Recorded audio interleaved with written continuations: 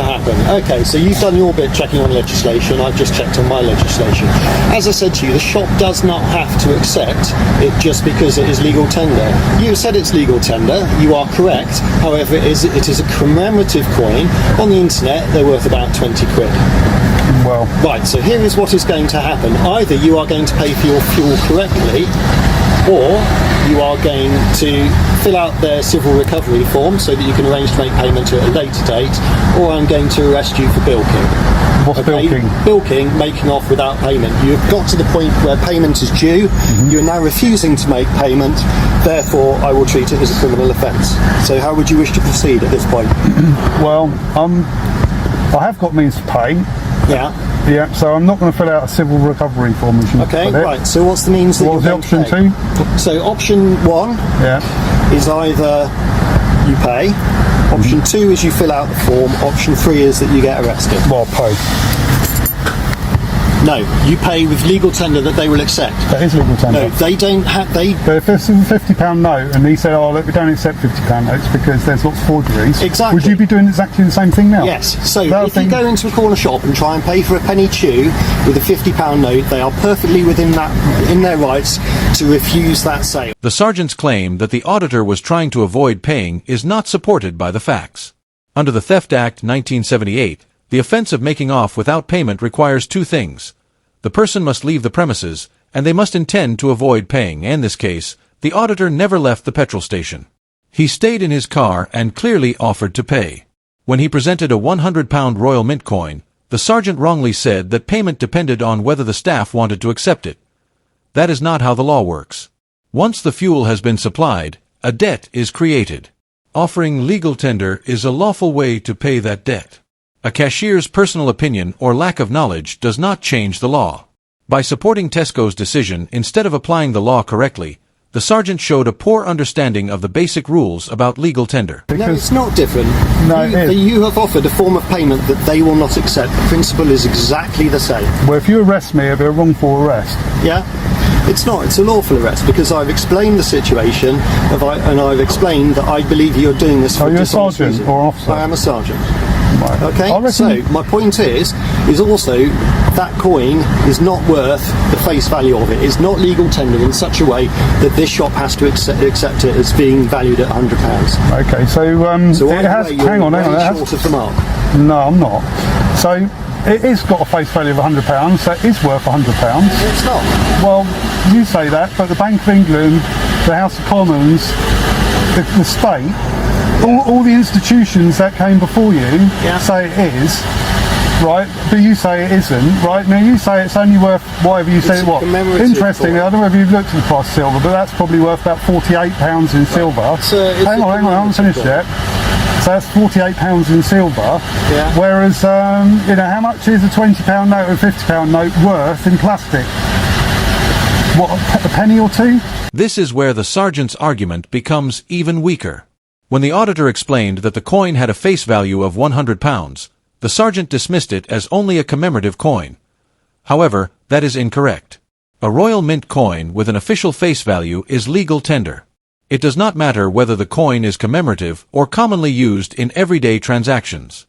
Its legal status comes from the law, not from the opinion of a cashier or a police officer. By saying that the coin did not carry its official value, the sergeant showed that he did not understand the law relating to legal currency. Commemorative or not, the £100 coin is officially issued by the Royal Mint and can legally be used to pay a debt. Sure it's not an unlawful arrest? Another unit, please. This chap's about to be arrested. Would it be an unlawful arrest? Well, it's not a wrongful arrest. It would be a wrongful arrest. Well, how can you arrest somebody for refusing to pay when they're offering to pay with a coin of the realm? Because you're not offering to pay with payment that they can accept or will accept or have to accept. No. Now, interestingly, you said that you've done some research on this and I've done this before. Yeah. Well, what was the outcome of it last time? It was no further action. Why was that then? I don't know.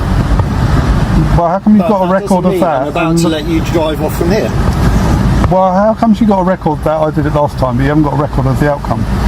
Why? Because I haven't got time to look at that right now. But you have got time to arrest me and deal with all the paperwork that'll be involved in that.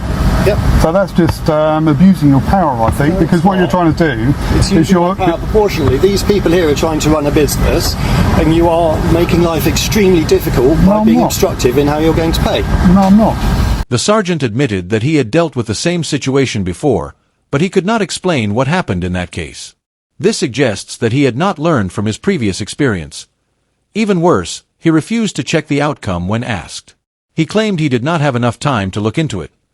However, only moments later, he said he had time to arrest the auditor and complete all the paperwork that comes with an arrest. That raises serious questions about his priorities. Arrest should only be used when it is necessary and supported by the facts.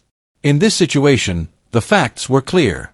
The auditor had not left the petrol station, had openly offered to pay, and was holding lawful currency. Here to enforce the law, I'm not here to decide. I just suspect that an offence has taken place, okay? So I'm not convicting you, and you're refusing, to cooperate with me any further. You're refusing to resolve this situation by giving these people your details. So therefore, No, I don't, because what you're trying to encourage me to do is not to give them my details, but to fill out a legally binding form.